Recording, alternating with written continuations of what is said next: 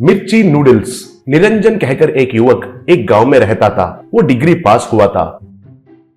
उसको एक छोटा सा होटल लगाने का मन था, लेकिन स्टार होटल में शेफ जैसा काम कर रहा निरंजन का पिता होटल लगाने के लिए, हमारा वित्तीय क्षमता काफी नहीं होगा बेटा, एक काम करो, नूडल्स खरीद कर घर के पास ही chicken chow chow, Shanghai fried noodles, TikTok ramen, spicy क्यूबिंग लैम नूडल्स, ऐसा तरह तरह के विदेश पकवान को तैयार करके 4 पहियों के गाड़ी पर उनको बेचते हुए व्यापार करो। वो डिशेस कैसा तैयार करना है मैं तुम्हें सिखाता हूँ। अगर वो व्यापार अच्छा करोगे तो उसमें मिले फायदे से होटल लगा सकते हैं, कहकर सलाह दिया। निरंजन वैसे ही नूडल्स बेचने का व्यापार लगाया। उनका कस्टमर्स ज्यादा तो स्कूल और कॉलेज का स्टूडेंट्स थे। लंच बेल होते ही 75% का नूडल्स बिक्री होते थे। निरंजन के घर के सामने भट्टाचार्य कहकर और एक नौजवान था। वो एग्रीकल्चर डिग्री पास होते ही उनका पिता, सबके तरह नौकरी नहीं करके हमारे 4 एकड़ में खेती बाड़ी करके फसल उगाकर उनको मार्केट में बेचते रहना, तुम नौकरी करके कमाए पैसों से तो खेती करके 10 गुना ज्यादा कमा सकते हो, कहकर सलाह दिया। तब से भट्टाचार्य शेयर मार्केट को पढ़ते हुए कब कौन सा फसल उगाने से कितना फायदा आता है कहकर अनुमान लगाकर फसल उगाने लगा। निरंजन और भट्टाचार्य दोनों दोस्त थे। एक दिन निरंजन भट्टाचार्य के घर आया। तब भट्टाचार्य, अरे मैं खुद तुम्हारे पास आना चाहता था, इतने में तुम खुद आ गए हो, कहा।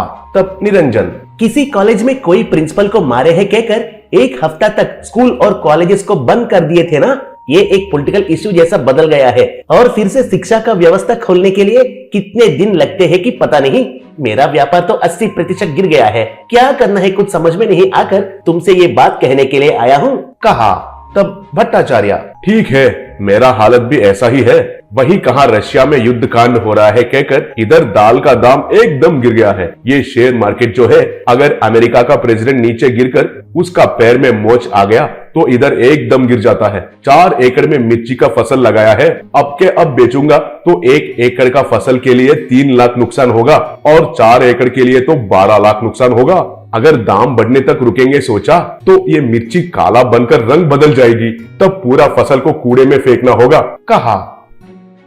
ऐसे दोनों थोड़े देर के लिए खामोशी से बैठ गए थे। तभी भट्टाचार्य के बच्चे कुछ खाते हुए उधर आए। अरे वाह, इसका स्वाद बढ़िया है, बहुत बढ़िया है, कहकर उधर आए। तब भट्टाचार्य, क्या खा रहे हैं बच्चे?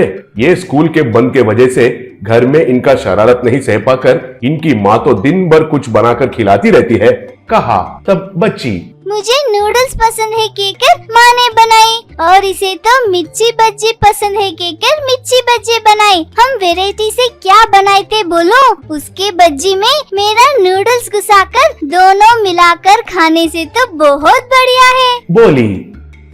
तब निरंजन, ऐसा है क्या? एक मिर्ची नूडल्स बज्जी मुझे भी दो बेटी, स्वाद करता हूँ, कहा। तब वो बच्ची, ये लीजिए अंकल, कहकर उसे दिया। तब निरंजन वो खाकर, अरे वाह, वंडरफुल टेस्ट, कहा। भट्टाचार्य भी एक लेकर खाकर, हाँ सही में इन दोनों का कॉम्बिनेशन तो बहुत स्वादिष्ट है, कहा। तब निरंजन, हाँ अब दोनों मिलकर क्या व्यापार करना है समझ में आया। तुरंत तुम्हारा मिर्ची और मेरा नूडल्स से मिर्ची नूडल्स बज्जी बनाकर मेरा गाड़ी में गांव भर घूमकर बेचना है। ये नया डिश का स्वाद नया रहने के वजह से अच्छा बिक्री भी हो जाएगा। अब स्कूल और कॉलेजेस खोलने के बाद हमारा व्यापार दुगना हो जाएगा, कहा। ऐसे दोनों मिलकर मिर्ची नूडल्स का डिश तैयार करने लगे और बेचने वाले लोगों को रोज के वेतन के हिसाब से बात करके धक्का देने वाले गाड़ी देकर गांव में चारों ओर भेजे।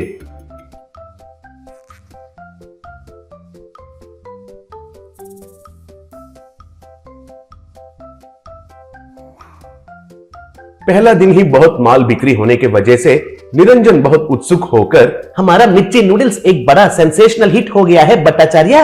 पहले दिन ही 90% बिक्री हो गए हैं। बेचने वालों का वेतन देने के बाद 40,600 रुपए फायदा मिला है, कहा। तब भट्टाचार्य, अच्छा खबर सुनाया है तुमने, मेरा गोदाउन में मिर्ची ऐसा बिक्री हो गया है, कहा। तब निरंजन, वेरी गुड, सच में ये सारा क्रेडिट तो तुम्हारी बेटी की है। उनके आइडिया से ही हमारा व्यापार नुकसान से बाहर निकल रहा है। अब से हमारा मिर्ची नूडल्स का व्यापार तो पूरा जिले में फैलाएंगे। अब मुझे होटल लगाने का जरूरत ही नहीं है। हमारा मिर्ची नूडल्स का टेस्ट को कोई भी नहीं कॉपी कर सकेंगे। ऐसा बढ़िया टेस्ट है, फिर भी हम इसका पेटेंट राइट्स भी ले लेंगे। कहा। ऐसे दोनों शेक हैंड दिए।